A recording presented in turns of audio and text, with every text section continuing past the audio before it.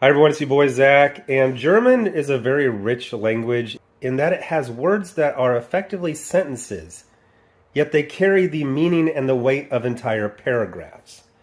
So I'm sure there's some German word that basically means when something technically isn't that good, but it is so good-natured and the intentions are so pure that you can't help but love it even when it's awful.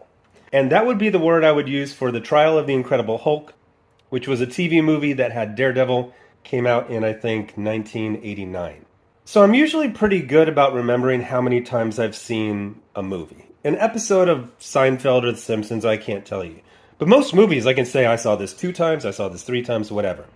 So my memory is that I saw it when it originally came out, that I saw it maybe once or twice since then, and it came out, 30 plus years ago.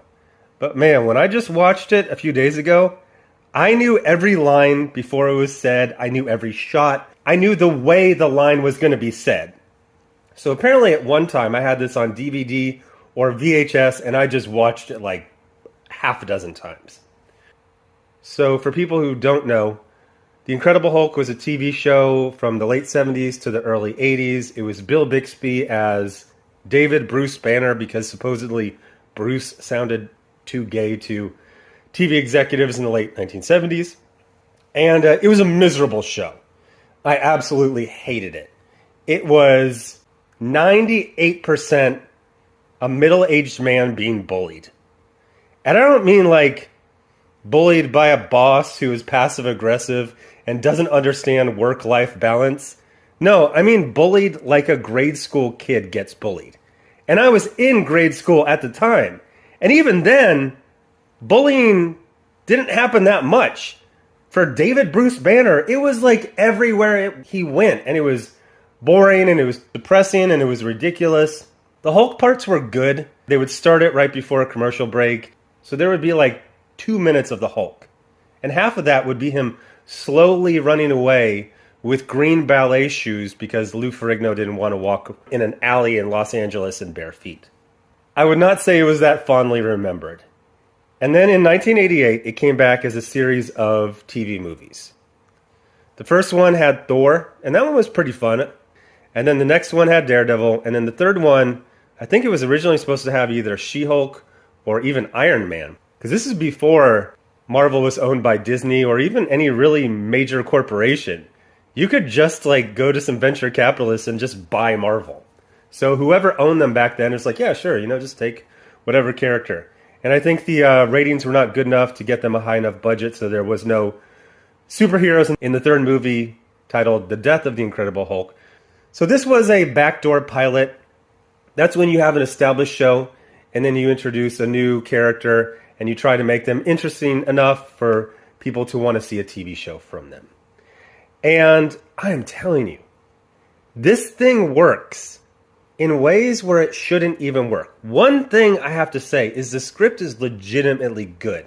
One of the things I loved about it is, not everyone's a superhero or a supervillain. Every single character that has any amount of lines will have something original to say, will show some sort of personality. Nobody is just an exposition machine. Nobody is just a victim that you don't know anything about. Every single person, even an evil nurse who's in 1.5 minutes, they will establish her personality.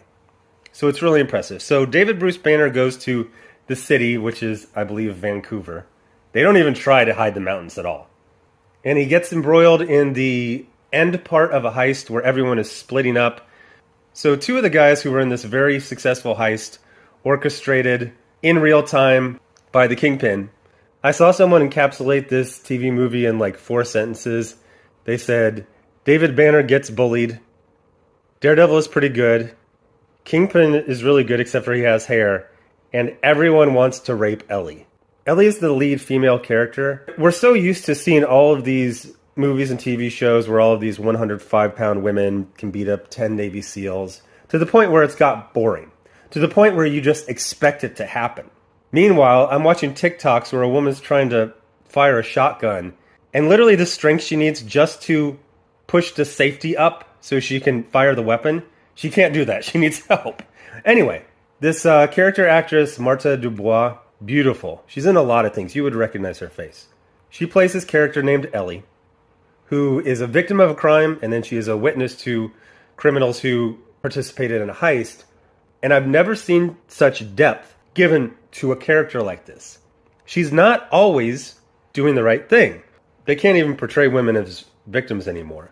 But when it happens, they're very strident, and they're fighting for justice, and she's literally like, yeah, I don't know who did it. I didn't see him. I think it was that guy. And she identifies the guy who tried to help her. You don't get rich characters like this in basically anything, especially not an Incredible Hulk TV movie. So they introduce Matt Murdock, who is a public defender for David Banner, who is actually trying to stay in jail. He's basically like, yeah, I belong in a place like this. This is for me. I have this project that I want to do in my dotage that's called the Black Suit Project. And the idea is there are all of these really cool black suits in superhero, sci-fi, and action movies. I'm talking about Val Kilmer, the Saint. He has this really cool stealth suit he wears. In Mission Impossible 2, Ethan Hunt, he has this really cool black suit he wears. Like, since it's black on black, it's really hard to tell all the details. So one day I'm just going to watch a scene over and over and just draw a diagram of all of these cool but hard to see what's going on. So I freeze frame this dozens of times to finally see exactly what is happening. And it's a leotard. It is a freaking leotard. He's in shape though, and there's little hints and accents to it. But yeah, it's a leotard. He's got his billy club strapped to his boot, which I guess, kind of makes sense. And he's good. It looks like it's him doing the fight scenes. Well, I think the only parts that don't really work is, it's filmed in Vancouver. So he's at his brownstone, which is just a condo. And then when he has to go, leave through the skylight, he's just walking over these suburban rooftops, and it doesn't really work.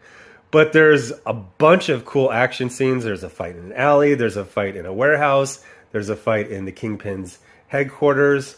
And the Kingpin is John Rhys Davies. He's fantastic. Everyone always says the same thing. He should have shaved his head. Bro, this is like a 3-week shoot that he got paid, okay for. He wasn't shaving his head. Also, nobody shaved their heads in the freaking 80s. It was Telly Savalas. It was the dude from Westworld. That was it. You held onto your hair to the bitter end and maybe you got a toupee. Nobody shaved their head. I think even in Taxi Driver, when Robert De Niro has a mohawk, he doesn't have a mohawk. That's a bald cap, very well done, with, a fake mohawk and his real hair is underneath it. So anyway, we established the Kingpin. It's kind of the Kingpin when he's going from a local power in Vancouver to being a regional or national power. So there's a meeting of all the crime bosses. He's trying to impress them. I've been watching a lot of older shows from the 1980s, specifically superhero and sci-fi. And there was this thing that popped up in like all of them. You want to show that someone is evil. You show their office, their headquarters, their lair, and they will have 9 TVs, like actual TVs, not flat screens, TVs, on top of each other in a grid. And that was always to show this person's evil. It was just like a visual motif. So he's got one of those, and his thing is that he monitors everyone. He's got cameras everywhere, which, late 80s, that was like science fiction. So at one point, he wants to murder Daredevil on camera and prove how badass he is. Daredevil gets away thanks to the Hulk, so he just edits it. He doesn't do the whole part with the Hulk. He just shows Daredevil down on the ground. They're like, hey, look, I did it. There's a great point where he's showing off that he killed Daredevil, and then Daredevil bursts through the screen that he jumps through. That being said, a lot of this is really cheap, obviously done in a hurry. At the end, Kingpin and I believe it's his son, escape on a boat that's supposed to be a flying craft that flies really slowly. And Daredevil's like right there. He could easily jump up on it, but he's just like, no! They do introduce a supporting cast, which is original. It's not Foggy Nelson. It's this guy who just got out of the army and he's kind of nervous. And then this girl who's kind of a love interest, but she's not Karen Page. They work just fine. They have a cop who is the most like TV cop ever, but he works pretty good as well. Like the trial of the Incredible Hulk is a dream. There's no trial at all. David Bruce Banner is in jail because he's, wrongly accused of a crime. Then Matt Murdock proves that he's innocent, and then he's let go. Now, usually with stuff like this that has all these cheesy and cheap elements, some people like it, some people hate it, and some people are like, you're going to love it. It has such a great heart. It is trying so much. It was actually directed by Bill Bixby, and it just works. I found it on Tubi, which is a free streaming app, which I absolutely love. It's got John Wesley Shipp, The Flash. It's got the V TV series. It's got Nightman. It's got Land's End with Fred Dekker, which is one of my favorite shows ever. Go check it out. It is absolutely, I almost said a masterpiece. What's a mediocre version of the word masterpiece? I'm sure German has a word for that, but man, it's just good.